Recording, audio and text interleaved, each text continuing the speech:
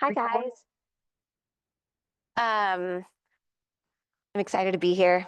I do love teaching Ignite. I should do it way more often because I enjoy getting, I guess, fresh wind from new agents because, it's fun to hear you guys come in and be all excited and all that kind of stuff. So anyway, I'm I've been an agent now 12 years. Yeah, 12 years. And when I started, I'm gonna actually sit because there's just the three of us.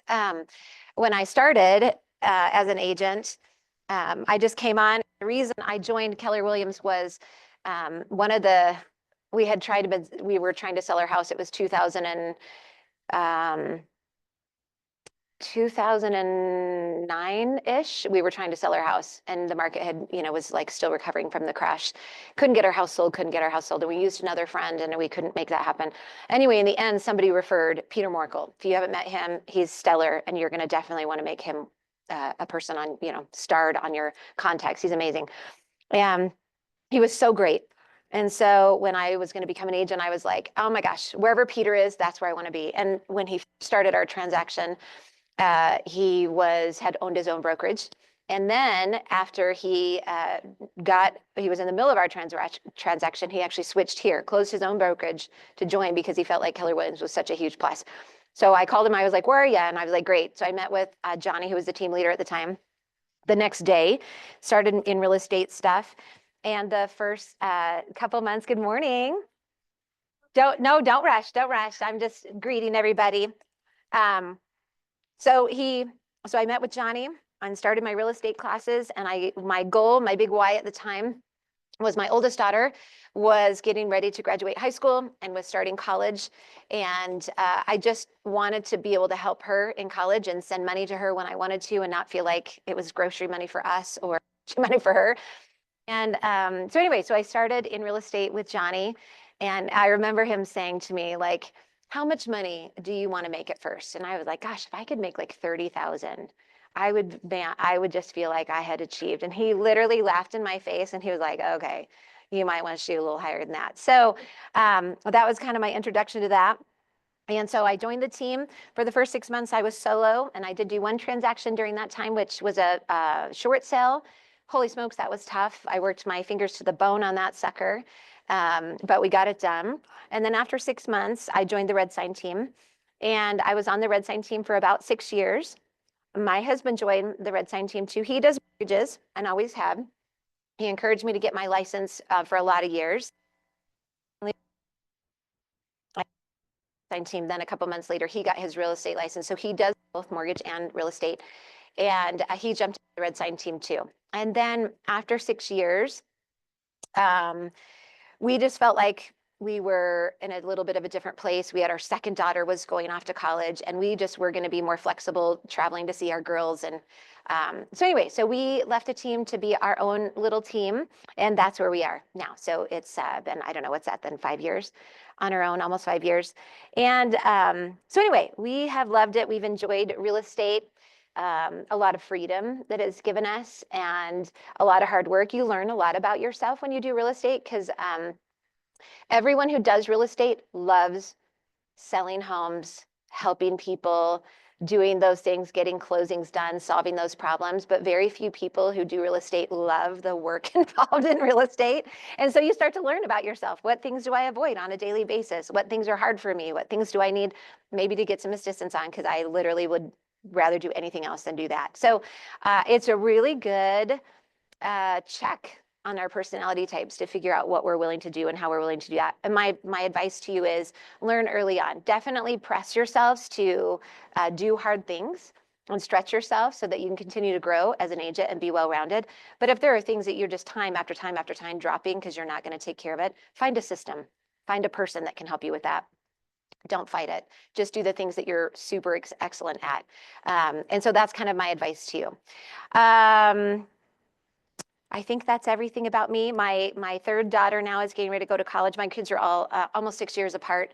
So my third daughter is getting ready to start college this next fall. So that, again, is at the forefront of my mind when I'm thinking about my production this next year. She's going to be in Florida. My other two girls went to Texas. So I'm like, dang, okay.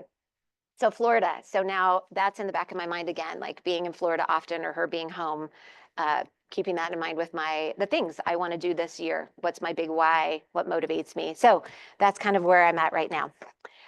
Again, my name is Marcee Hess. I did put my information right there. And you are welcome to call me or text me or email me if you have questions, you just need encouragement, whatever the case might be. I think one of the absolute things I love about Keller Williams is just family. And I was even sharing this with a friend of mine this morning that I have not been at another brokerage, so I can't speak from that experience. All I can speak from is what I've heard other agents say. And when they talk about other brokerages being super competitive, really weird, you have to secret out stuff. You worry about your buddy stealing, your next door neighbor stealing your leads, that kind of stuff, working against you. Keller Williams is literally the opposite of that, where we are a Keller Williams family. And one of my favorite things about that is no one has secrets they're keeping. So if I've learned something, my job is to come and teach a class and to tell everybody what the secret is. And so I love that about Keller Williams. To me, that just makes me feel like, okay, I can relax when I'm here. I don't have to be freaking out, all the time. So everybody wants you to succeed, and that's a really good thing. Well, let's get to our topic tonight. We're a little outside the schedule just because I wanted to teach this one, but I wanted to teach it today. So today we are going to talk about working with buyers and get going on that. So you guys have already kind of gotten things started, right, in your process. Okay, wait. What do I point this at? Oh, goes the opposite way. Okay. You guys have kind of gotten going and you've talked about all your different things and lead follow-up and things like that. So today, the idea of what we're talking about is going to be kind of that in between once you have a buyer or a seller, but before you're going to offer. Okay, so maybe you're showing homes, maybe you're just doing buyer presentations, listing presentations, stuff like that.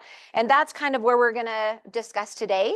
And so this is kind of the things we're going to cover, talking about buyers, sellers, co-agents, and just really making it successful, because what we want to do is we want a successful transaction from the first day you meet your buyers or your sellers until the day you close. And then you would go on to do legacy, and there'll be another teacher will teach Ignite that talks about like what to do with people after. But we really want to get started and make that happen right from the beginning and get started well. So does somebody want to read that? Virtually every top producing agent we have ever worked with has a deep and almost inherent sense of service.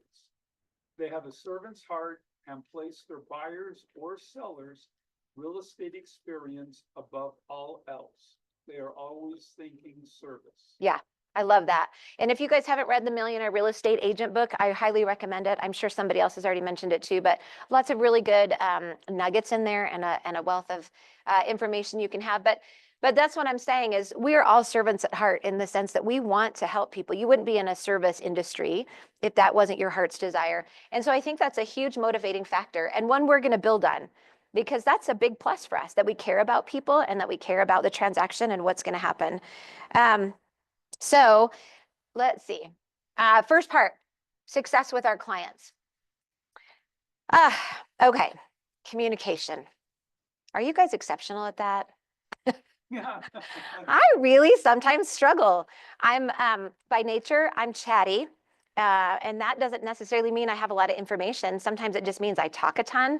And I've realized in real estate how important communication is. And really, I've learned more often when I've failed communication than I have learned where I'm like, oh, I did so good at that. I wish I could say that were the case. But more often, I'm learning when I just get it wrong. And that's okay, right? Fail forward. We're not failing, we're failing forward, we're learning stuff. So as we talk about communication, providing a strong foundation for a sustaining relationship, and kind of the idea that goes with that is that we want to build a relationship. So we're not just in this to make a transaction happen. We're really creating relationships. And the idea and the hope is that you have a relationship that continues beyond a transaction. I have clients who I've worked with that now in these last 12 years, I have sold them 6, 7, 8 homes. We're friends. I know what's going on in their lives. I connect with them. So when I'm calling them, there's very legit feelings of friendship and those kinds of things. And that's what we want to do. And it starts from the very beginning. We want to set and manage expectations. We're going to cover that in detail. We're going to create a peace of mind for our clients. And that is huge. That is huge. How many of you guys have bought a house? Okay. How many of you have bought a car? That's probably the next bigger thing I would say that people have stress about. And anytime you're going through any of those kinds of transactions, there is anxiety. Unknown, how's this going to work? How much money is it going to cost? What's it going to look like after? How am I going to figure this out? Peace of mind, you can put no dollar amount on that. And if we can create a situation where people have peace as much as possible in the biggest transaction of their life, we've done a good job. And then credibility. When we're doing these things and we're building this, that definitely is going to enhance our credibility and our ability to be able to say, hey, we would love to work with you in the future. And it's worth it for you to send your family, your friends, your neighbors onto us. And note this, you can never over communicate with your clients. It's a really important process. And so we want to do that over and over and over. And I would suggest that rather than just always calling or just always texting or just always emailing, use all of those three when you're communicating with people, especially in writing, because then when people are wondering what's going on, they can always refer back to what you've said in an email. And if you're super clear at every point, then that's really good for you to be able to do that.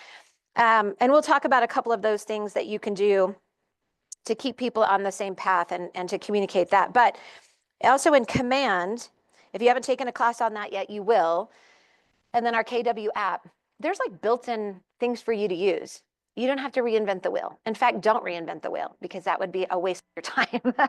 There's some really smart people that have put things together so that you don't have to do that. All right. Today, we're going to talk about 3 levels of service. Purpose. So when we're mastering something, we want to be articulate and clear all the time. And it should start our service level, our service of our client should start with our purpose. What is our purpose? And for everybody, the purpose is a little bit different. Maybe your focus is like, I really want to help single moms be able to get into homes because I went through that and I recognize how difficult that was. And I want to be the voice that's there alongside them, encouraging them, whatever. Maybe it's veterans, you're picking veterans. Whatever the case may be, figure out what your purpose is and how you can articulate that well. And then make that part of what your purpose is, why you're serving the people you are. Okay. And then that translates to your value proposition. When you can translate your purpose, they should have the specific set of services that you will provide. So inside your value proposition is those services. And the basics are hopefully clear communication about the process, guiding them into which homes they're looking at and being careful with their process, making sure that you're, double checking things if they need to be addressed. But then going through the offer, making sure you're protecting them contractually and watching out for them, doing your fiduciary duties, and then of course getting to the closing table in the safest, easiest manner for them as possible. Fiduciary. You probably saw this on your tests. We talk a lot about this as our fiduciary responsibility for our clients. We have such a huge responsibility. And I think sometimes we can forget that we have a huge responsibility to our clients because we're just so busy doing the task that we forget the high level of commitment that we have. We're literally helping people move hundreds of thousands of dollars to buy an asset that they're going to keep sometimes for a really long time. And so doing our fiduciary duty to be honest, to be truthful, to watch out for their very best interests, to know things. And that can feel a little overwhelming, I think, when we're new agents, simply because you don't even know what to look for yet, right? And you're like, shoot, I'm supposed to be double checking that, but I don't even know. But I would say education for one. And if you are on a team, great. There should be somebody who you're kind of rubbing shoulders with consistently that would help you know, like, what's the next thing I should be aware of? Like, what are things to watch out for? Those kind of things. But if you don't, there are plenty of agents, myself included, in the office who you can say, hey, I'm getting ready to start my first transaction. What are the top 5 things I should be thinking about starting to meet with them to getting under contract? And then, reviewing those next 5 things or whatever. You have hundreds of years of expertise in this building alone, and you don't have to do it alone. So don't feel like, nervous about fulfilling that. You can do this. You can do this. Okay, so this also was probably on your test, but a functionary versus a fiduciary. And we don't have to get too much into this because mostly here we do our fiduciary duty. That means we're 100% employed by our client. We have 100% interest by them, and we're careful about taking care of their needs. Functionary is very rare. But I would say the case that happens more often is you're just functioning as someone who guards the paperwork, who maybe just helps them with that part. I've seen agents who've I don't know, for whatever reason, they walk into something and they say, hey, I'm just getting ready to accept an offer. Could you help me walk through that? Well, obviously, at that point, the transaction's kind of already done. But a functionary would say, yes, for like a fee of $1,500 or whatever the case may be, I will read through your contracts. I'll guard you in, giving you some points to say. I'll protect your thoughts. When those things come in, I'll tell you what your next steps are. But I'm just really functioning as helping you with the paperwork more than anything, okay? The fiduciary is the one who's saying, from start to finish, I have your best interest at heart, and I'm going to watch over that and make sure that you're taken care of. Let's see. Okay, so that leads us into dual agency. Dual agency is when an agent represents both the buyer and the seller. Is this legal in the state of Utah? It is. Is it advisable in the state of Utah? No. And Dean's pretty, I would have to ask him 100% if he's still on the same page. It's not illegal, he just hates it. Yeah. So don't do it. And what I've said this is, there's no way you will always come in contact with one or the other first, a seller or a buyer. And you are already set up as a fiduciary for them. If you've gone under contract with them or expressed that you're going to be their agent, how can you then say, I'm going to take on another one and I will be their fiduciary as well? Either way, you're compromised. Either way. So in my experience, I just refer out the second person. Hey, I love that you want to be represented and I 100% agree with you, but my loyalty is to this client. Let me have you work with my partner, somebody on your team, somebody in the office, and then you can ask them for a referral. Hey, I would like to get 25% to have that referral. So you're still making money, but you're not compromising your fiduciary responsibility or in any way your integrity. So that's what I would suggest as a way to work around that. I have never gotten into that situation. There's been a couple times where it's been fairly close, like my husband does transactions. So he had the buyer and I had the seller. And that was hard. That was really hard in itself. And I think we did a really good job to be really fair. But we were already talking about everything. And so it was, as we were kind of navigating through that, and both parties knew, you have to disclose that right from the very beginning. But it was just a more difficult, your emotions are wrapped differently. So I would just be careful on that. Any questions on that? No. Okay. All right.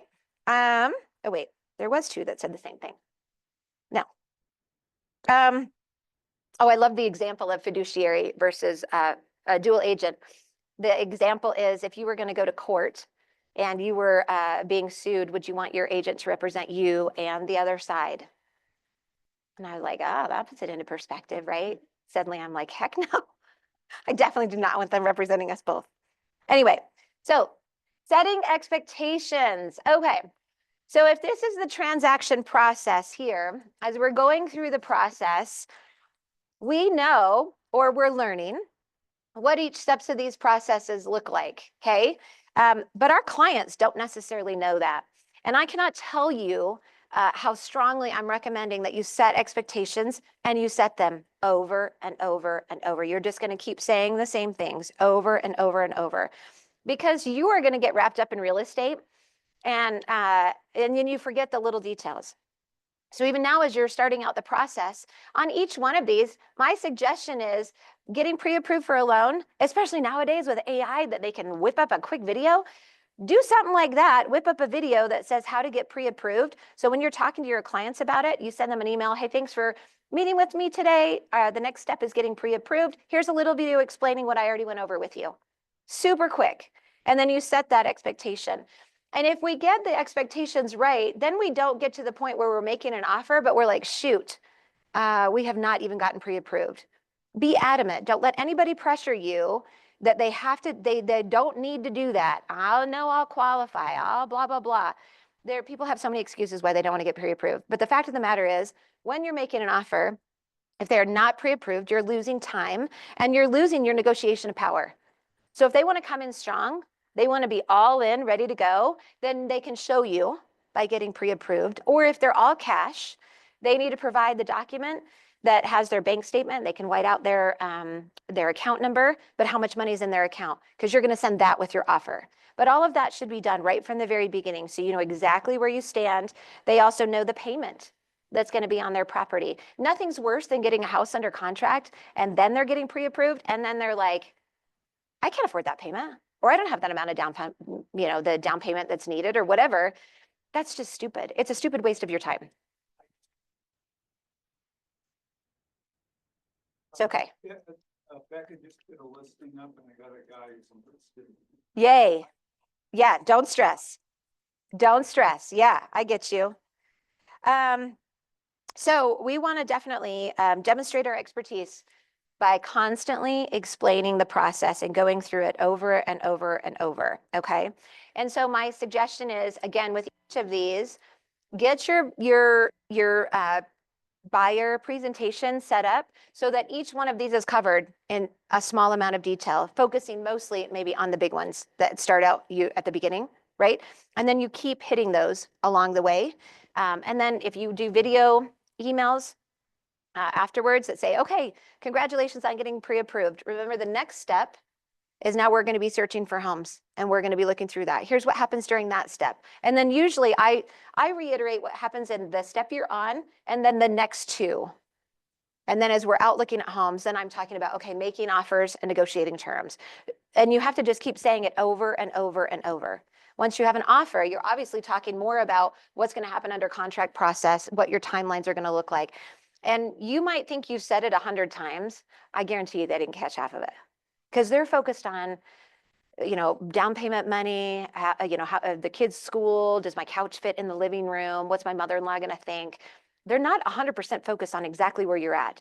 So if we just keep painting that picture and helping them with their expectations, we're going to do a lot better. Any questions on that? Again, KW Command is your best friend because there are already buyer presentations and seller presentations. This is the buyer one, obviously, but there are both that when you get, you can just print it out and you can, take out the generic stuff or add your stuff in instead of generic. And you have this and you could leave it with them. So it explains what the process is. We don't want our clients Googling, what does it mean to be under contract? They should know that from us. So explain, explain, explain, explain. Okay. All right. So the other thing we want to set expectations for, so that was kind of the big picture. This one's time. This is super, super important when we're talking about what we're doing with our transactions, because everything is time sensitive. Even in a seller's market where things, like as the market shifts, some days you're, like a few months ago, or a few years ago rather, things were on the market for hours before going under contract. And right now we're more like 30 days. But either way, if you want to see a house as fast as possible, so you want to have everything ready to go, but you have to let them know that when you see that house, you may not have a lot of time to decide. And how many decisions do we make in our lives where we're talking about hundreds of thousands of dollars that we make seeing the place one time and you make a decision in less than 12 hours? Huh. Can you see how setting that expectation long before so they have time to mentally process? Hey, hopefully you'll have the night to think about it. But in the event we look at a house and they have multiple offers, we may not. So we have to go into every property and think about that as we're in there. Are we ready to make this decision? And if we're not, are there a couple things that we can do to get ready? Is there something that we need to wait for? Is there, just setting those expectations so they know exactly what they're going to be up against. And so what you need to know is, what is the market doing? What's happening in those kinds of things? How quick are properties moving? Will they need to put in an offer right away? I tell you what, it's so funny how it happens. And it's just the way it is in all reality. A house could be on the market for 45 days. I'll take my clients to see it and nothing has happened. And the day we go to see it, they get 3 offers. What the crap? it suddenly, you know, and I get kind of lax, like, okay, it's been on the market like 45 days, and I'm kind of like meandering. And I'm like, shoot, guys, we've got to hustle. Do you want to make an offer on this property? We do not have a day or a week or whatever to think about it, you know? So always setting an expectation that when we're looking at houses, our biggest desire is yes or no. Do you like this property? Do you not like this property? And then what factors do we need to do to use to make that decision? The same as with sellers. Sellers, when setting time expectations, first of all, you're setting time expectations when it comes to how long will it take to get your property ready to sell. And you got to know what are the most important things for them to be doing. And honestly, we've got to be honest with our sellers. If it smells like dog pee, and we're going to cover some of those, you've just got to tell them the reality of what's going to happen in their house and set realistic expectation. You're the professional. Our doctors don't come in the room and go, I don't want to tell you that you got cancer. Like, shoot, that's about, you know, like they come in with information and understanding of how that's going to go, even though it might hurt, but they have answers, they have responses. And that's our job too. We're professionals. We're professionals. So setting expectations for a seller might be, hey, it's going to take you 2 weeks to get everything ready to go, to get it listed. My pictures, I call them out. It takes me 48 hours to get those back. And then with your listing, we'll be ready to go live the next day. We'll have an open house 2 days later. And then what you might want to watch is how many showings we have over that next week. Right now, we're 47 days on market. So we hope to have a big boost that week, and we'll know kind of where we are based on our feedback and what, you know, how many people get in there. But then the overall scheme, their expectation should not be that we will have it sold by the end of the month. 47 days on market means we're probably going to be a month and a half, maybe 2 months until that closes. So knowing that helps you set expectations about price, stuff like that. So just knowing kind of where you're at in the market helps you with both buyers and sellers. Again, a really good way to know what expectations you should be setting. Command will have some ideas on this. There's some videos on there that you guys can watch too, but just talking to people, you know, like, okay, so I'm getting, you know, going to go meet with a listing this week. What are some things I should do to set the market for how the, or set the expectation for how the market is producing right now? Anybody around the office would love to chat with you or even show you on the MLS how to get those stats for yourself. If you're a numbers person, you probably want to know more specific. So we're always, whether buying or selling, setting good expectations, and time is a really important one. Okay, so setting document expectations. This is a really good one too, because when you're going over the documents, it's important for people to know what they're signing. And I will tell you this, 95% of the people who sign will not read it. Okay, they trust you implicitly that you're sending them information on their very best behalf. So my recommendation is I don't go through an offer or a contract before I take my buyers out. That's the recommendation in here. Feel free to do that at your buyer's consultation. I just figure usually my hour is filled with hearing their needs and wants, talking about that, getting a pulse on the market, sharing expectations. But when it does come to documents, when it's time, I do share with them, okay, here's what I'm sending over. And again, on the phone or in person, when we're talking about what offer we're going to make, I'm telling them, here are the documents I'm sending to you tonight. Okay. And now we do have to send our buyer broker agreement to them before we even show them home. So you should explain that before you go out. Hey, we're going to see homes tonight or tomorrow. The first thing that needs to happen is you need to employ me as your agent, being with this buyer broker, and you explain the contract. And you could say, here's a brief overview. Would you like me to go into greater detail? And then I send it to them. Let me know if you have questions. And so there's that. So we're just explaining those contracts along the way. And then and making sure they understand that. Can you guys think of other documents you might have to set expectations during the process?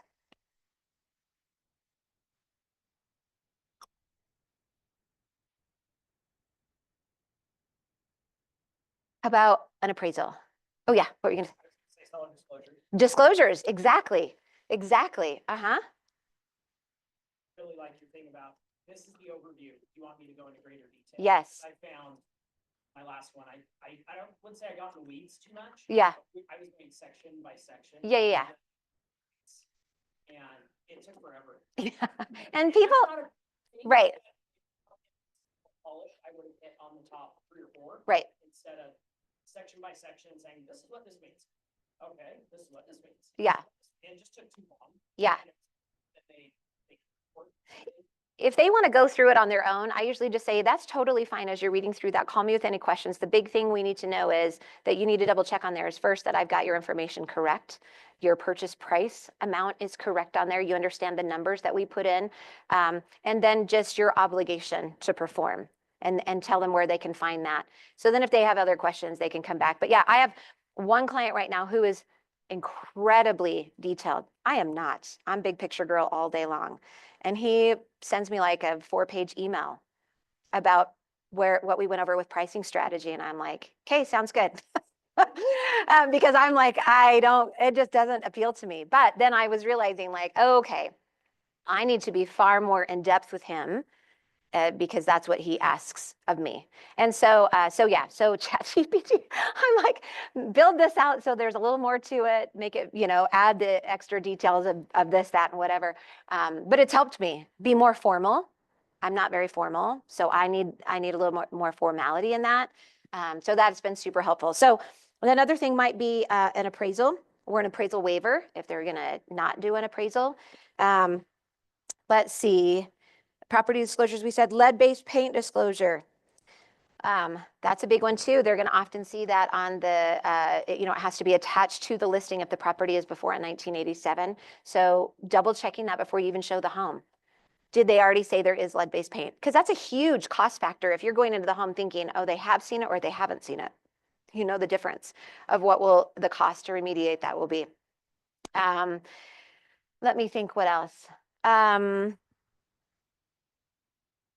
Yeah, I think that's probably the big things that you're going to hit on. So as we go through it, we again want our clients to know everything they possibly can know about it before they get there. So kind of like future pacing for all of them. Here's what's going to happen next. Here's what you're going to see. Here's what this document's going to say. Be thinking about this when we're making an offer. These are the things we're going to want to discuss. And so going through all of those different things. So even a time when it comes to the offer, like, okay, we're getting ready to make an offer, okay? We're going to put that our acceptance deadline is 5 p.m. on Tuesday. But just know, acceptance means sign and accept everything. If they counter that, that actually doesn't mean 5 o'clock on Tuesday, although we would love it, and a lot of agents try to hold to that. But that is not, that if they decide to send over an addendum, that time isn't the same because they're not accepting. Now there's a window where everybody's like, okay, contract's dead. But just letting them know if they decide to counter offer you, it might take a little longer. And I'll just keep you posted as soon as I know anything. And just like us, when we're waiting for news, every hour seems to be slower than the last. But just letting them know, hey, I don't expect that I will hear tonight. He's going to present the offer tomorrow morning and they're going to discuss. So my expectation is we would hear something by noon. I will for sure reach out in the morning and find out, if it'll be faster or later or whatever, just keeping them informed on the time. And then of course, if they get a counter offer back, what do we have time to do? Those kinds of things. Also, yeah.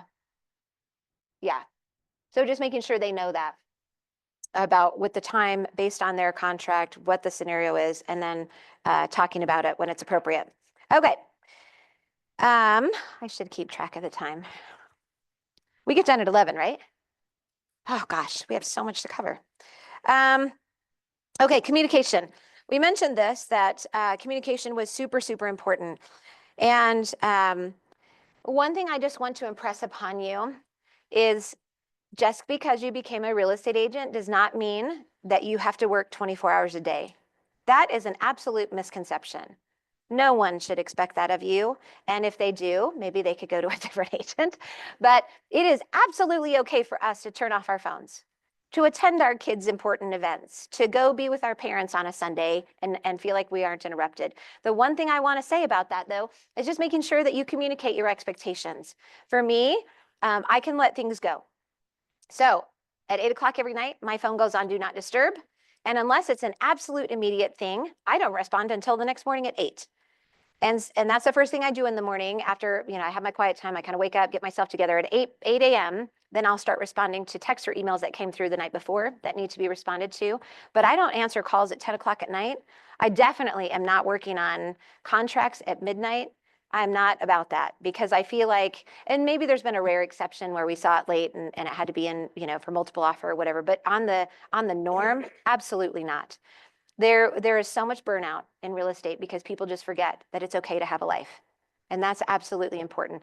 But just set that expectation about what that will look like and how available you will be, times and seasons that aren't good for you, especially if you've got something coming up. Hey, I'm going to be in Hawaii next week. So while we're working on this contract, know that I'll be reviewing everything.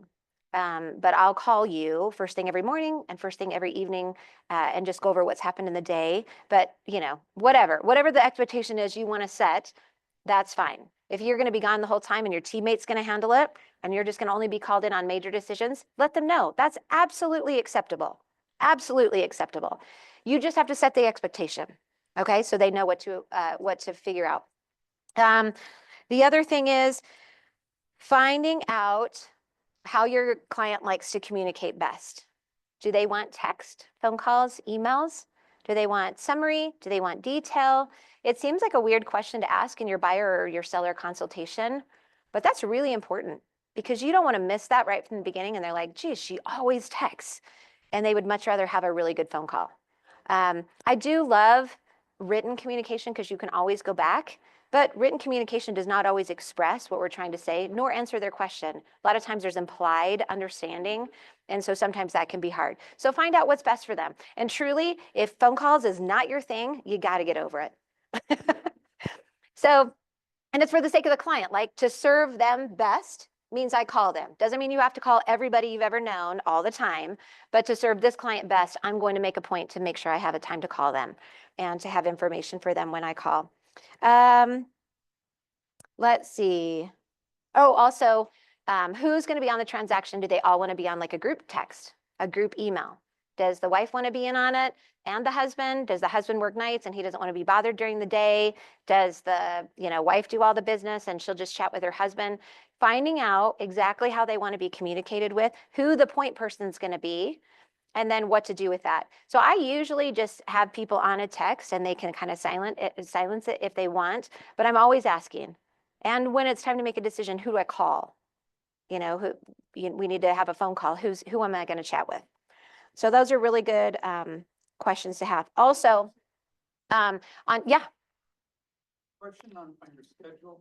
So basically, your work time is from 8 to 8 and that's. Yeah. Okay, that's pretty cool. And if I have something going on, let's say I even just scheduled a walk with my daughter and my grandbabies. Yeah. I have an appointment. It's on my calendar. So when somebody says, hey, I want to see a home, that's great. I have an appointment today from 11 to 1. I can see you right after that. What is that good for you? And if it really can't work, then I can say, okay, let me see if I can move my appointment. But I literally call everything in my life an appointment because it's justified. I have a set appointment with somebody that matters to me, just like they matter to me, and I want to give them my full attention. So yeah. So, as an agent, I actually am not working 12 hours a day, in all honesty. But those are my work hours. And I don't mind taking care of things in the midst of all of that. Setting communication expectations for your sellers too. This is another one. As far as your selling, do they want showings anytime? Does so-and-so work from home? And he really says, we can do it. We can accommodate in the morning, but in the afternoon is when all my video calls are and it's really hard. Or I can show, but I have to lock my bedroom door, during these times or whatever. What are the communications that need to happen for you to be able to do a good job? Sundays. Do you want to transact any business on Sundays? Do you want whatever? Thursday night's date night. Do not call me under any circumstances on Thursday night. Then I just make myself a note. And if an agent calls or there's something going on in a contract and I know it's going to conflict, then I'll just say, hey, just so you know, we're not going to deal with that. We can either deal with it the night before that or after that, but we're not going to deal with it during that time. And it's then I'm setting expectations with the agent too. So we know exactly what's happening. Okay. Oh, sorry, that's the volume. Contingencies. We kind of already briefly talked about this, just having a plan of communication in advance of what's going to happen. And I would say even as a solo agent, really good just for you to partner up. I think my closest friends when I first started in real estate were my friends that were in Ignite with me. And so we helped each other out. If there was going to be something going on I couldn't cover, I would have one of my friends that I had made. Maybe they could go show the house for me, or maybe they could take a call for me or something like that. And at least buffer that until I got done with whatever I was doing. Obviously, once I got on a team, I had a much different, I just had more people at my disposal. But I would say if you're a solo agent, just find people in the office that you can connect with, because there's other people just like you who are saying, hey, could you really use some support? How do we do this together? Plus, everything is way easier when you have a friend. But getting all of that set up and then having a plan. Also, anytime I use anyone in the office, let's say I throw it out there and I'm like, hey, I need help with an open house. I'm going to be out of town. I don't know, random name, Connor says, hey, I'll go ahead and do that for you.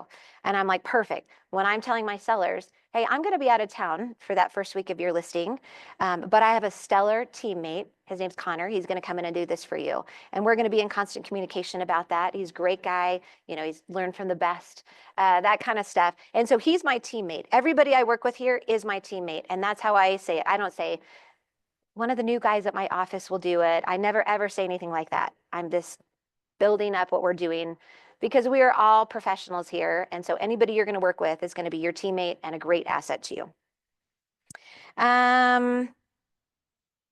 Also, this was a great tip. If you're a listing agent and showings won't be available during a certain time, or your clients don't want to talk on a Sunday, or you have whatever, you're going to be out of town, you can put all that on the MLS. And so put it in the agent notes, no showings on a Sunday. Sorry about that. Don't call. It's an absolute. Hey, I'm going to be gone. You can actually edit on your listing. I will be out of town this week. If you have any questions, please call my teammate, blah, blah, blah. And you put their number right there in the agent information, so that they have all that. So again, you're helping yourself out by having it all taken care of beforehand. And sometimes you don't even think about it till after you're like, shoot, I really should have set that up. But that's how we learn. Okay. So when we talk about market expectations, we should know what's happening in the market. And you guys, there is so many trading classes here, and we talk about it at team meeting, and there's a lot going on. You're getting information. And then also you can go on the MLS, you can understand what's happening there. Again, if your numbers, the MLS has so many numbers, it will boggle your mind. Johnny does a really good quarterly call. Have you guys jumped on that yet? You probably haven't if you're brand new. You've done it. It's amazing, isn't it? It's overwhelming because there's so much good information. It's what? That's good. Way more than you use. Yeah. That's good. Yeah. You're going to literally just pick out like 3 or 4 facts from an hour and a half of dissemination on this information about the market. But that's what makes us important, or our expertise good for our clients, is we know what the market's been doing. In the last 3 months, here's what we've seen. We've seen a decline in prices. We've seen an uptick in buyers. We've seen whatever. And so you'll have that information. And the more you're in real estate, the more you just notice what's happening too, and you're talking to people, the more you see it on your own transactions and your buyers that come in. And so you'll start to see what trends are. But helping our clients to be able to understand market expectations is huge, and they should be current, as current as you can.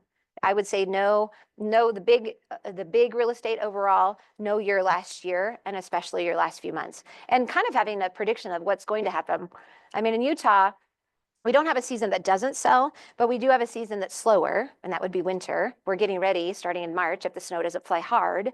Starting in March is our spring, and that goes all the way through until school starts. So understanding the value, like especially when it comes to my buyers, like if I'm saying, hey, and they say, oh, we're thinking of buying in the next 6 months. Here's my advice to you. If you can keep your kids doing school and whatever you need to do there, I would not wait until March, because you are going to be competing with everybody else who wants to be done as soon as school ends and switch, right? There's a lot of people that line that transaction up for the last week of school, but now you're in competition with people. Hit the market right before. Be ready before the big masses come out. So that's always my advice to them. Don't wait. Don't wait. Okay.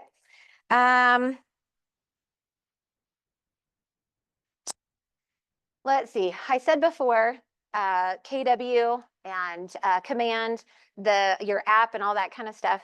There is so much stuff you can find on here, and email blast that you could send out. So you set it up so that you know exactly, like as soon as I go under contract, it will start a system for you. This one goes out as soon as I go under contract. So you start it, and then 3 days later, seller's disclosures. Here's what they are. That email goes out. What about the next one is during the under contract process? Maybe that goes out, the first day or 1 weekend. What should we know by now? What things are we thinking about? What happens during the inspection? But you can set all that up in KW Command, so it does it for you.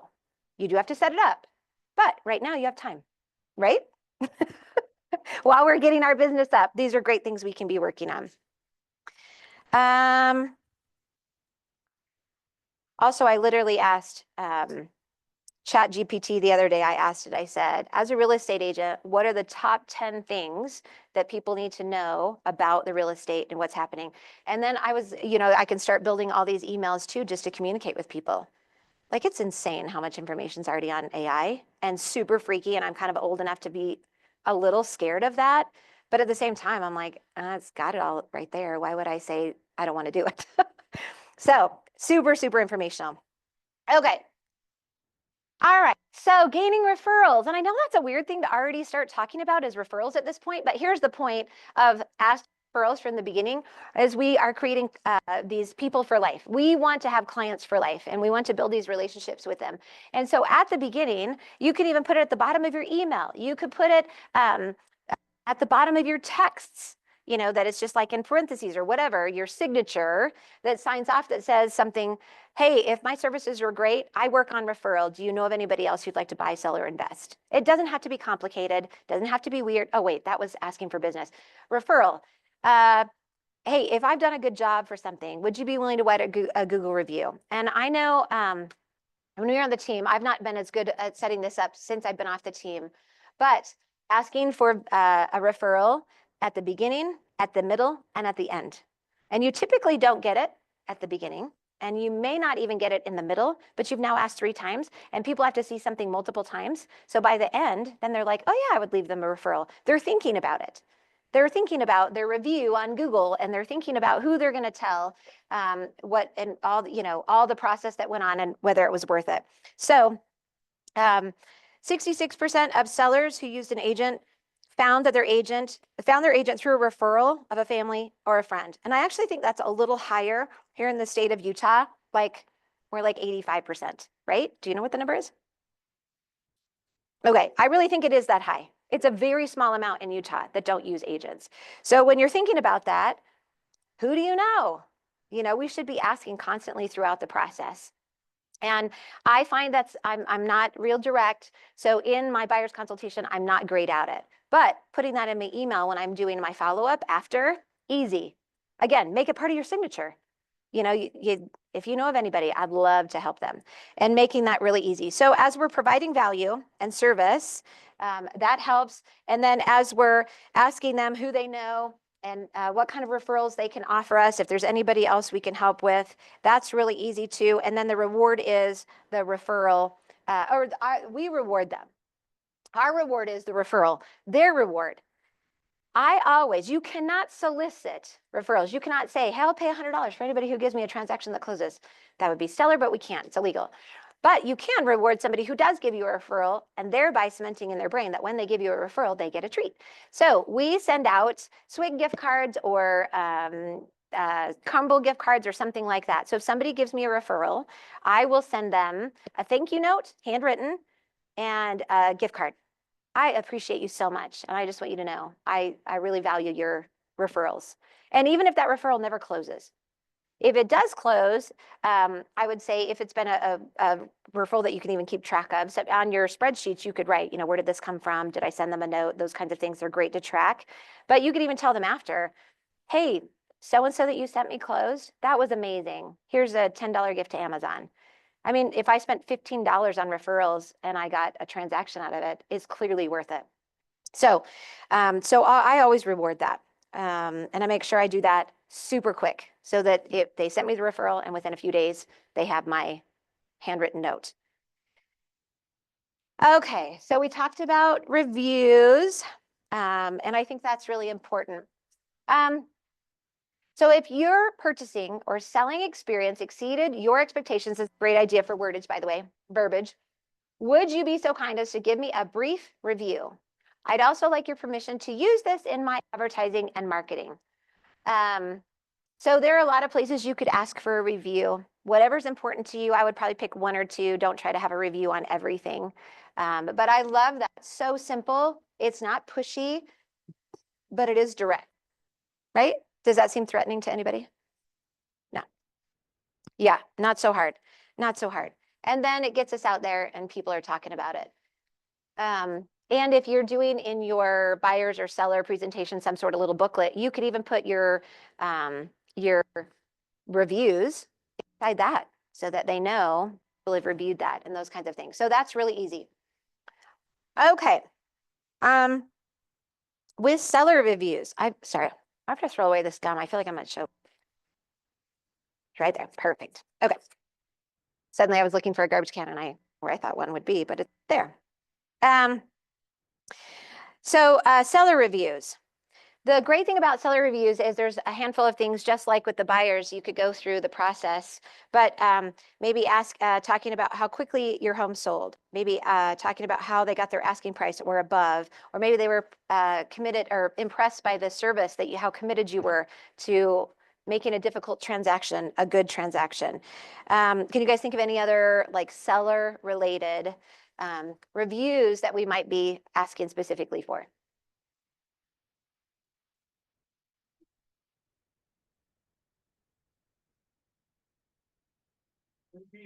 Maybe about like the follow-up after Mhm. the close of the transaction. Yeah. You know, hey, my agent, followed up afterwards, made sure that we were settled in our new place and stuff like that. Yeah, the follow-up is great. Uh-huh.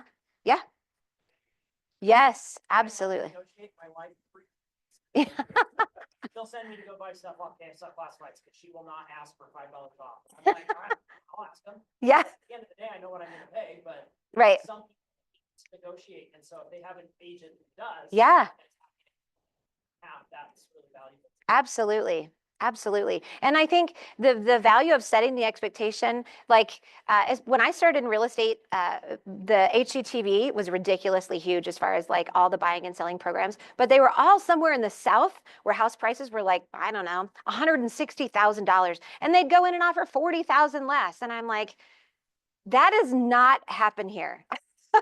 So when we're talking about negotiations, I'll tell them my job is to fight for you as hard as I can to get the best price, the best deal, the most, things taken care of for you. But I just want you to know that they're also fighting for that. So I'm going to work as hard as I can to get those things taken care of for you.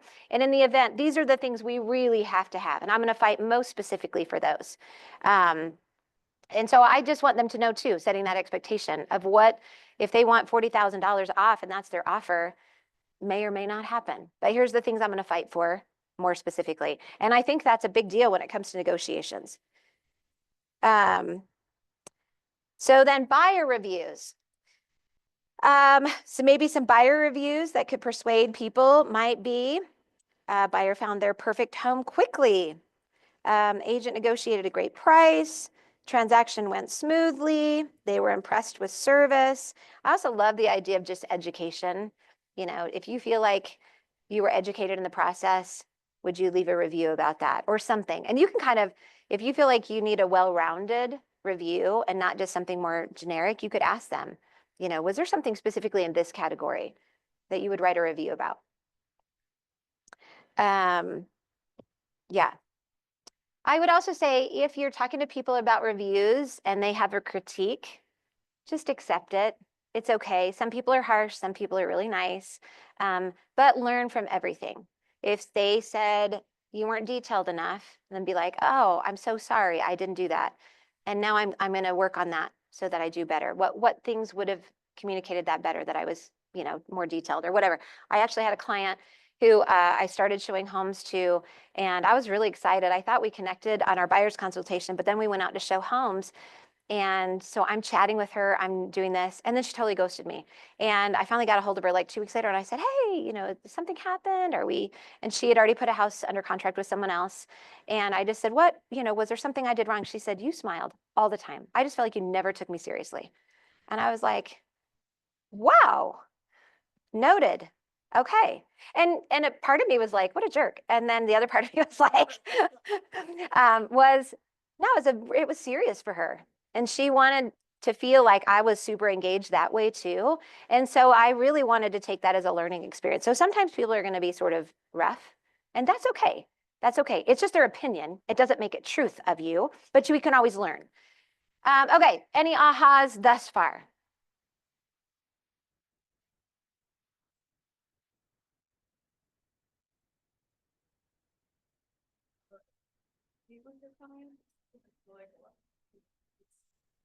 Yeah.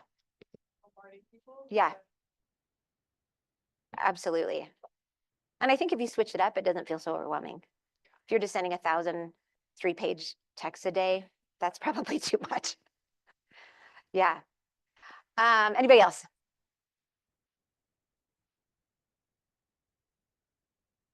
Okay, so we've talked about dual agency, reviews, referrals, communication. And so now we're going to be specific about buyers' needs. And I really need to hurry because we also want to cover sellers. So, this used to be a 3-hour class, and they made it an hour and a half. And I'm like, how do you get through all this anymore? But needs analysis. You guys have already gone through the needs analysis with your buyers beforehand. But here's what they want from their agents, okay? They want them the biggest portion, help them find the right home to purchase, negotiating the terms. You can see the percentages. That says 13% in case you can't read it. Help with negotiations and other. And the other that's in there is, where did I write that? It's really small. It's like, shoot. Now I wrote it down so I didn't have to remember. I'll get there. It's probably somewhere right here. But when we're looking at this, we need to revisit the idea of what our buyers want often, because they're wanting us to help them find the right home. Okay, so we're going to revisit this often. And so we do this needs analysis with them. We go through their wish list. We ask a lot of questions that aren't yes and no. Yes and no questions are terrible in real estate. We want to know specifics. So drill down. Why is it important that they have a big backyard? Why? You guys have already gone through this in the buyer consultation, but getting this list put together, and then keep this and bring it with you when you're showing homes, okay? Because then when you're out showing and you've searched through properties that seem to fit criteria and you're out there and she's like, oh, I wanted a white kitchen, I wanted to have an island, and I wanted to have this. And then she gets in the kitchen, she's like, I hate this kitchen. Oh, so one of the things you mentioned was a white kitchen with a big island. This one has it. Tell me what you're seeing that you don't love. And you're building on that because they already set an expectation. So is the expectation changed, or is it that there's something else that she didn't mention as a need? And then you can even ask, okay, so you're saying it's kind of tight. Yeah, I could see how, your family of 25 is not going to fit in here. Is that something that we want to put on our list? It needs to host a lot of people in your kitchen space. And so you're kind of drilling down what they actually need and clarifying. Also, another, as you're kind of looking at your buyers and what's going on, we're asking them when their lives change or world change, what impacts that will have on what they're buying. Okay, so like let's take empty nesters. Their lives are getting ready to change. Really, essentially, their whole world is going to change, and now they want to downsize. So as you're looking for homes and they're downsizing, they're looking at these smaller homes, and then all of a sudden they send you a house. Like let's say they wanted a house that was no bigger than 2,500 square feet. Then they send the next home and it's 3,500 square feet. And I usually will just say, hey, I just noticed that one's quite a bit bigger. Was there something about that house that stuck out to you? Have you changed your thoughts on square footage? And then they're like, oh yeah, when the kids come home, we don't have a place big enough. All those houses seem to have a tiny dining room. And so we want to clarify those questions with them so we understand what's happening.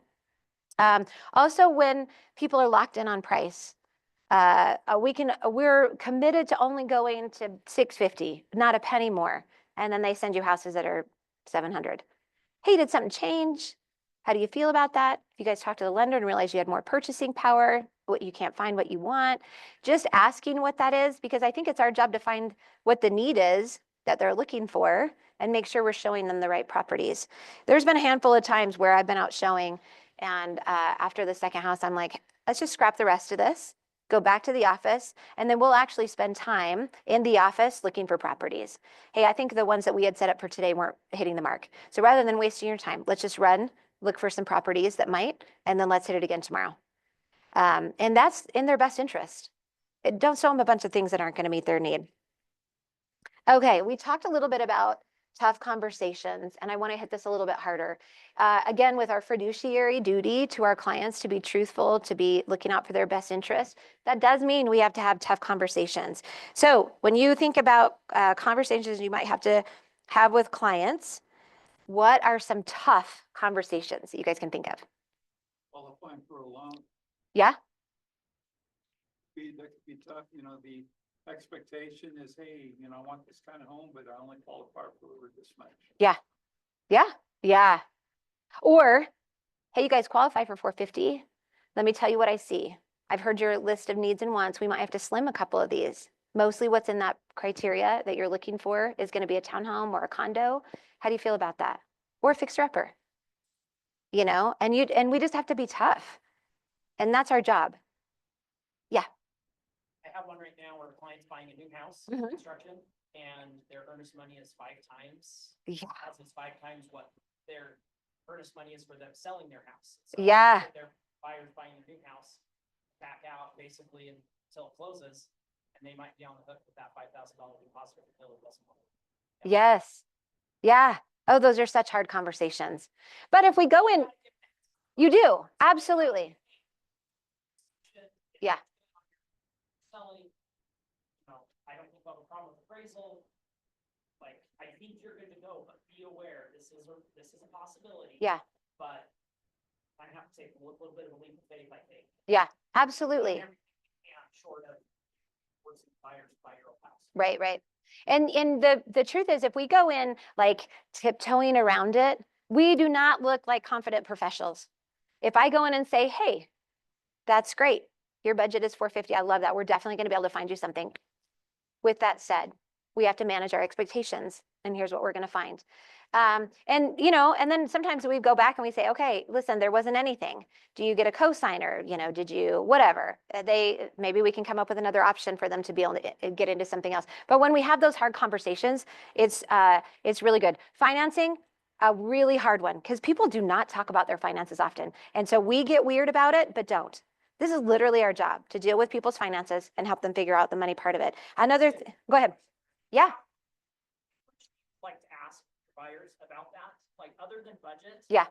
You know, monthly payment. Mm-hmm. I know some agents like to just hand it off to the loan officer and let them pre-qual and Yeah. tell them basically what they can spend in budget, let them have that conversation with the loan officer. Yeah. And, you know, loan officer's limited in what they can tell you. Yeah. versus Clients will tell you, but you have kind of a basic conversation usually with your clients, or? I don't have any number conversation with them. I let the lender, because I don't want to, you got to be careful when you step in certain areas, not to look like you're the professional in mortgage either, because I don't want anybody quoting what I said about mortgages. So I definitely hand that off. But I do hand them to my lenders, and we do have open relationships with them. So when I call and I'm like, dang, they love this house, it's 30 grand over, I'll call him. Like, is there anything we can do? What would you suggest as we're negotiating this? Do we have any leverage? Can we go up in price? Can we figure that out? So when they've had that conversation with the lender, usually I hear it from them first, and then I call the lender too. Is there anything else I need to be aware of? They can only go conventional? Perfect, I need to know that. And sometimes the buyer doesn't necessarily know what I need to know. So yeah, I don't try to pretend to know anything. And honestly, I forget. My husband's a lender, and I still cannot remember half the lender crap. I know, seriously, there's always changes, always. And there's always a caveat, you know, like, oh, that's in the cases of everything except for this. Like, how would I know that? So there are a lot of tough conversations, and we have to definitely have that. But again, you could have in your emails conversations about these things, and you could send a little video. Shoni could tell you, but there's an app right now that you can make a video and then it puts their name in it. Did you guys just hear the AI conversation the other day at team meeting? It puts their name in it, and it can't even tell that you're not saying it.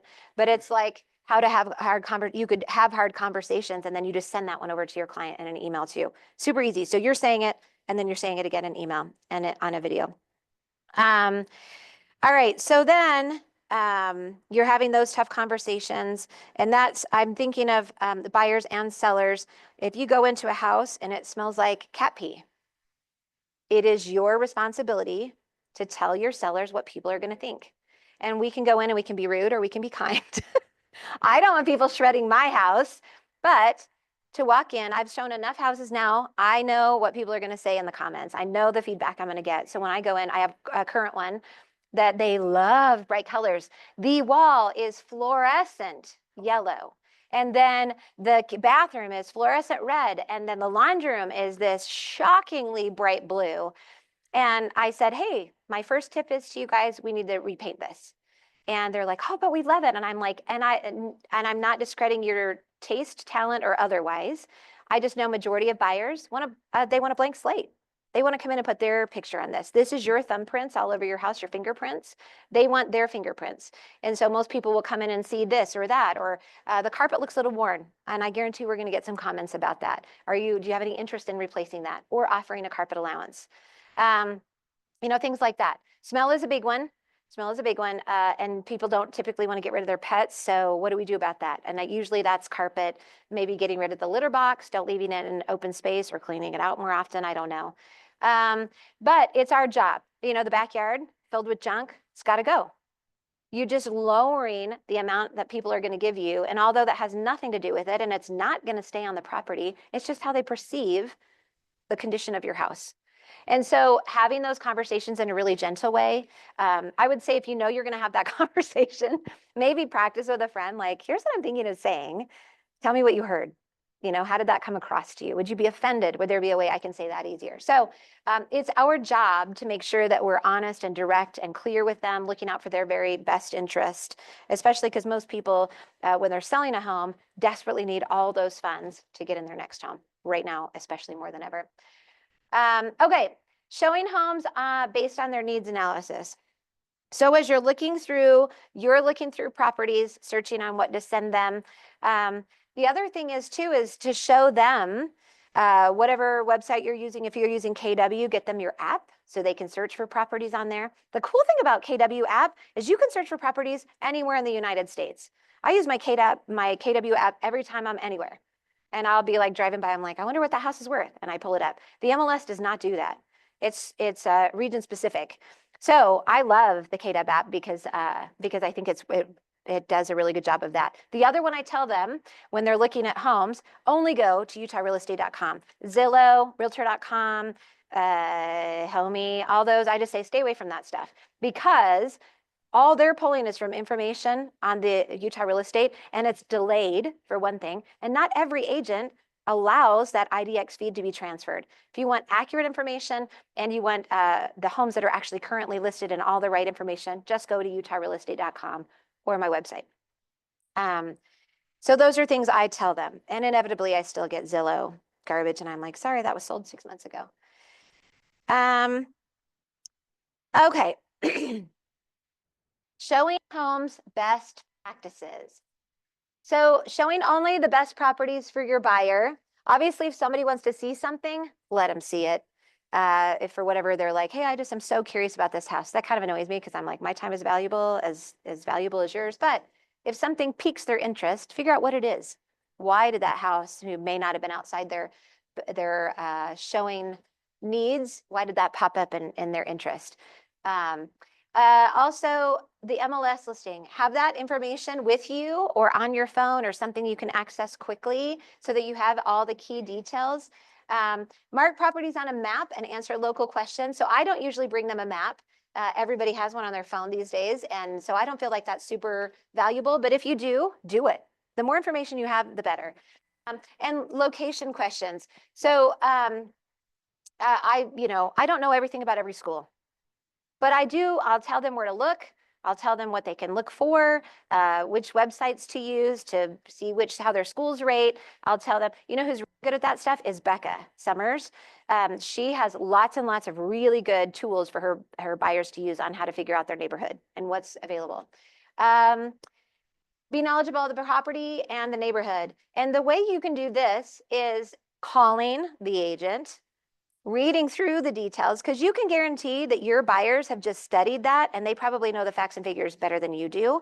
So what other information can you pull up about the property? We can look at our past history. When was the last time it was sold? Did they do anything on the property in the meantime? Like you can look at the photos and see that.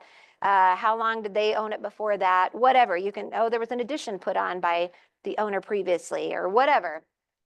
Whatever questions we can get. And then if they ask a question I don't know, I just say, I write it down. And then I call the agent on my way out of the house and, you know, have a conversation with them after I leave my buyers. Be knowledgeable. Let's see. Oh, comparable sales. I did comps on every single listing that I did at first. And I would recommend that because it helps you get really good at comps. But the truth is I did a lot of work on properties they just were not interested. It was good for me to learn how to do that and to understand what the market was doing and what certain areas were worth. I began to really know an area. So there's that. So while you have time, maybe that's the way you do. You know, you build it up and you're like, this house comparatively is this, that, and the other. But if they love it, I'm like, absolutely, let me go. I'll leave here right now and I'll do that tonight and I'll have some comparisons and sent out to you tonight or whatever. Whatever the expectation is you're setting, just set an expectation. Point out potential issues and concerns. Again, just be really careful on this one because we are not a professional. Remember, we have them sign a buyer due diligence. We are only professionals at real estate. So if I'm like, oh, your foundation has a crack in it, that probably means settling. That probably means blah, blah, blah. I just say, looks like there's a crack. When we get the inspector in here, we probably will just make sure he notices that. I try to not be a professional at anything. Oh, that looks like there's been some water damage up here.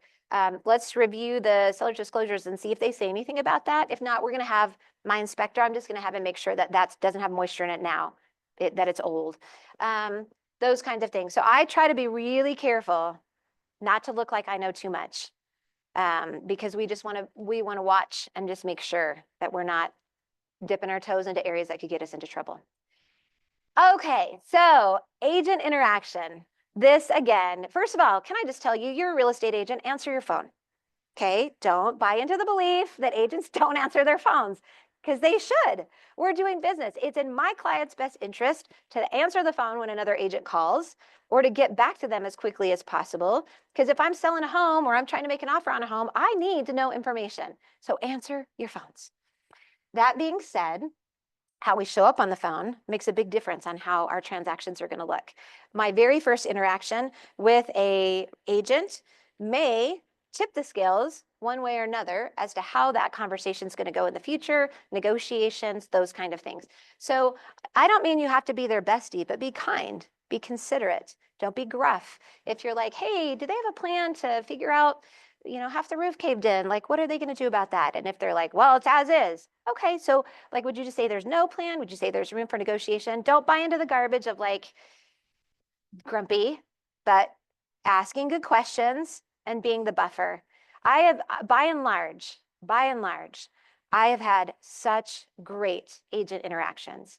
I think partly because it's just the way I'm going to interact too, and I'm going to be honest and I'm going to be truthful. I don't tell them everything. I don't lay all my cards out, but I will always work for a win-win because that's one of our Y4C2Ts is win-win or no deal. It's not my client over their client. We want to have a successful transaction. So, and also if I get that agent again, I want to do a good job with them. I want them to know, like, I have a stack of offers here. Marcee Hess is on this one, and she's amazing to work with. I would choose to work with her again over any of these clients. That's what I want. So when I'm calling agents and I'm chatting with them, I'm definitely talking about information and read your MLS information. If they put stuff in there, I cannot tell you how much it drives me crazy when somebody calls and they're like, hey, can I show on a Sunday? And I'm like, no. And I put right there in the agent remarks, no showing on Sunday at seller's request, no exceptions. And I'm like, no, sorry. Okay, but my client really wants to see it. So I'm so sorry. That's just something they've whatever. And now if it's like, hey, they're flying in, they're only here for 12 hours. Well, I will call my client and say, is there an exception? but don't call me for stuff that's already in there. Also, I put a CBS code on all my lock boxes. And what that means is, you know, you can access it anytime with your phone. You can open a lockbox. Mine has the one code further, and you don't get the code until you have scheduled it and it's been approved. Because I don't want people in my listings unless I've said they could be in there. So just to keep people out of the property, especially vacant properties, I don't want agents in there all the time. So when they call me and they're like, what's the CBS code? I'm like, it's literally written on your showing instructions. Take 10 seconds to review it. You know, that drives me crazy. I'm here at your listing and I can't even get it open. I'm like, whose fault is that? Not mine. So, and in the event that I made a mistake and didn't put it, I'm like, oh my gosh, I'm so sorry. Here's the code. I'll go ahead and put that in there so everybody knows from here on out. But how we interact with agents makes a big difference. And I think really sets us up for good. Okay. Yeah. Yeah. Calls lately. Tell people you're an agent when you call. Yeah. Oh yeah. Call and start talking like, what's this? Or Yeah. Say it so quickly. Right. I don't know, like, okay, I caught your name, but who are you with? Yeah. Absolutely. Because, you know, I know Keller Williams is a big brand. I came from a boutique brokerage. Yeah. Nobody knew who we were. Right. Because, hey, I'm an agent with, Mm-hmm. I just showed your home to my clients. Love it. So they, you know, they have, you know, maybe they just woke up from a nap. It gives them 3 or 4 seconds. Yes. To, like, kind of figure out, oh, okay, I'm talking to another agent that just showed it versus some, you know, Yeah. prospecting clients. Yes, I 100% agree with that. Yeah, asking good questions, giving good feedback. Oh, feedback. Dang it, guys, give feedback. You go into a house, takes 30 seconds to shoot a text after if an agent reaches out, or do the auto feedback. Always leave real notes, because the auto feedback from the MLS is like, are your clients interested? Yes. Did they like the price? No. Well, what did they think? For real, like add something of value that I can tangibly send to my sellers. That's really important because we're working together, right? We all want to see our houses sell, our buyers find properties. Yeah. Sorry if you're talking, but Yeah, that's okay. property and your client's like, maybe. Yeah. It's usually no. Right. It's a maybe. Yeah. But sometimes, like, yeah, it's possible. Yeah. Others, and so, you know, they don't give you an answer on it. They're thinking of making an offer for 2 days. How do you handle? Do you have any tips? Yeah. For how to kind of coach that out of your clients, or what do you do on that feedback? Because I want to leave feedback. Yeah. Sometimes I don't have enough to leave. Yeah. I would say feedback that's really good is, what did they find great about the house? What did they not find great about the house? Is there anything they were like, I really love this house, but I hate the wall color? That is an absolute crucial tip you've got to give the seller's agent. The other thing is, they're just not sold yet. They'd like to see a couple properties. This is on their top 3. That's usually what I say. For my clients themselves, when I drill down on that, okay, so if this was close, like out of a 10, what are we saying? This is a 9, this is an 8. And if we were to make this a 10, what would change about that property? Because now you know, like, they loved that house and maybe everything else is compared to that, but what are they going to lose? And then you drill down to their needs. Like, okay, let's keep an eye on that because we definitely don't want to lose that. So you're keeping up with the agent. Hey, did you get any offers? My client's this is still their number 1, but they're just nervous about making the decision too quick, or, you know, only seeing 2 houses. You know, like when you go show your client, you go out one time and then they find a house. That can be nerve-wracking for the client because they're like, I haven't seen every house on the market, right? Which actuality isn't true, because they just probably looked like 600 homes right before they sent any to you. So they have seen what's on the market, but nonetheless. Okay, home tour toolkit. You can put stuff together so you have it all available in the car or whatever that you need to have. Some people love to have all this stuff. Some people don't. I carried a lot of stuff around for years, and then I found out I wasn't really using as much. But I would say important things is a tape measure. Always have one of those in your car, because I use that more than anything else. Pretty much everything else on there, you could decide if you want to offer that or not offer that. I know one agent in the summer does carry a cooler with little waters. I'm really careful about that, because obviously if you're entering other people's homes, I don't want them taking in what I provided. So I'm really careful with that stuff. Safety first. This is such a big deal. Do not meet with clients unless you have vetted them. It's a wacko world out there. And there's been a handful of agents across the country who've lost their lives or been in serious peril because they haven't vetted people. So if you're meeting them, meeting at the office first, or I did a lot of transactions out of a Starbucks, someplace public where you can sit down for a few minutes and just chat with them.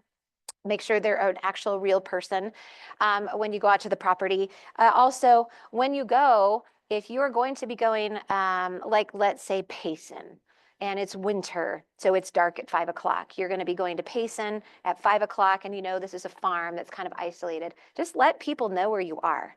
My most scary, and Jean has always told everybody to get their concealed weapons permit, which by the way, you don't have to have anymore, but back then you did. But get your concealed weapons permit and always have some sort of ability to defend yourself on your body.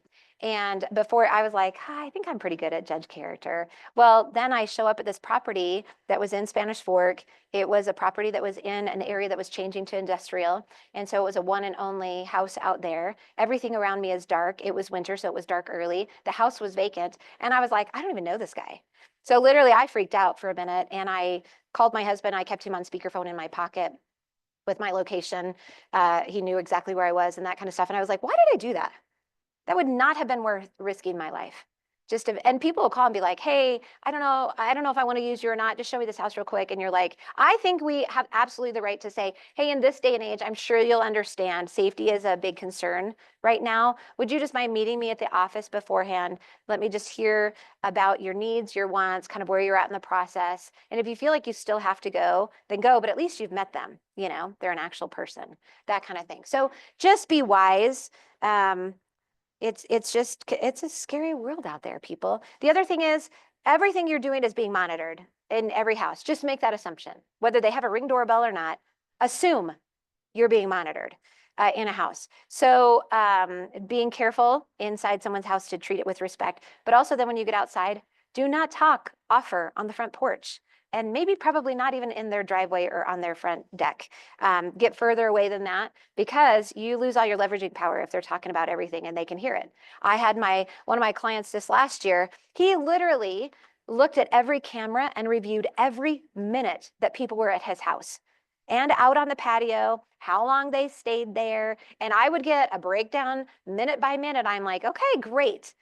Hopefully we see an offer. Like to me, that just wasn't that impressive, but it drove me crazy. I was like, just stop. And also then they were offended. Oh, we hate that they did this. And he was like, we put so much loving. I'm like, stop. You're literally torturing yourself. So anyway, okay. All right. This is a really good note. We are not in the business to sell homes, or I'm sorry, we are in the business to sell homes, not to show homes. So narrowing down what we're doing, following the cues of our clients when they give us their needs analysis, also watching their body cues. How do they talk about something? Do their eyes light up when they see something? Did their eyes completely go down when they saw something else? You know, like reading and figuring out what they're into and what their needs, their preferences are. You can start to understand a client really quickly. Also, you can see who the one that will probably be the deciding vote will be in the marriage as you're watching people as they're interacting and what that looks like. And so just understanding how to actually help them achieve the bigger thing for them, buying the home, right? And so that's our job to help with that. As soon as I get done with a listing, I'll say, hey, what'd you guys think of that? Have them rate it, or like, what were the top 3 things you loved in that house? And then as we get to the next one, okay, what'd you guys like about that house? Awesome. Now would you say you would go for this one or this one? Okay, now that one's off the table. And we just remove them very quickly. Very rarely do we ever look at a property where we aren't comparing it to just one. There's hardly ever a time when I'm like, these are the top 3 options. I just want them narrowed down to 2. Also reminding them, you've heard this before, but it's a good reminder. There is no perfect house. There's no perfect spouse. There's no perfect whatever. So we make compromises. So when we're looking at our needs analysis, if they have 10 things that they absolutely must have, is any one of those negotiable? And so how do we narrow that down if it's close to perfect, but not totally perfect? This is probably partly what you were mentioning, why buyers hesitate, and they're kind of afraid. So commit. Commitment's a big deal once they lock in. And we want to instill in them that once we go under contract, that we are contractually moving forward to a close. Also, I think the due diligence helps with that. Like, hey, I know that maybe you're nervous about this house, you love it, you want to be all in, but you're concerned about this. In the middle of this due diligence time period, don't forget, we can have that professional come in and look at that. We can review that information. Also, we're going to get an inspection done. And during that time, your earnest money is completely refundable for any reason. And so I always tell them, like, obviously, we do not want to go under contract on a house you're 99% sure you're going to cancel on. But if they love it and don't want to lose it, they're just afraid. I really focus on that first buyer due diligence time. They don't like some minor detail of the home. Can that be fixed? Is it something that's really a big deal for them? Drill down on that, figure out why. They feel like they haven't seen enough homes. Again, I usually tell people, while you might not have walked through a whole bunch of homes, the great thing about the internet these days is you are literally previewing hundreds, if not thousands of homes before you're seeing these. So you have taken a look at what's on the market, and typically you're just seeing in person the top 5, the top 10, whatever the amount of homes they want to see. They need to sleep on it or get the opinion of a trusted advisor. This one's hard because it's a big decision. My suggestion is if you don't have offers in hand, okay, let them do that and then say, let's touch base first thing in the morning then. And let's see, we definitely don't want to get in a multiple offer situation. If we didn't have one last night, we don't want one in the morning because we have to sleep on it. But the other thing we say often is just keep in mind that while you're sleeping on it, there might have been a couple that saw it the day before and they slept on it and they're making an offer today. So just, it's not a pressure situation. It's just an actual time we're understanding where the market is. And the opinion of a trusted advisor, I would also drill down on that. I need my mom to come and look at that. Awesome. I would love that. You must value her opinion a ton. Absolutely, I do. And then trying to get a feel for what that looks like, because more parents kill deals of their kids buying their first homes than anything else I've ever seen. I'm like, this is not their dream home.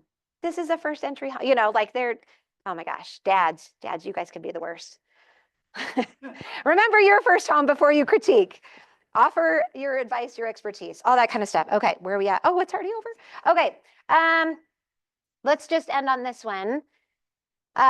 Facilitating making a decision, always going back to their motivation, going back to their wants and needs, advising them as a consultant and a fiduciary, allaying their fears, solving their challenges, calculating the cost of waiting. This really is part of our job as agents, and our fiduciary duty is to take care of so many of those things. So if we built into our process, asking really good questions, going back to their needs analysis often, giving them good information, this is what they're paying us to do, is to really help them through the process and solve some of their problems. So so it's a big deal as we're walking through this, as we're going through the whole process.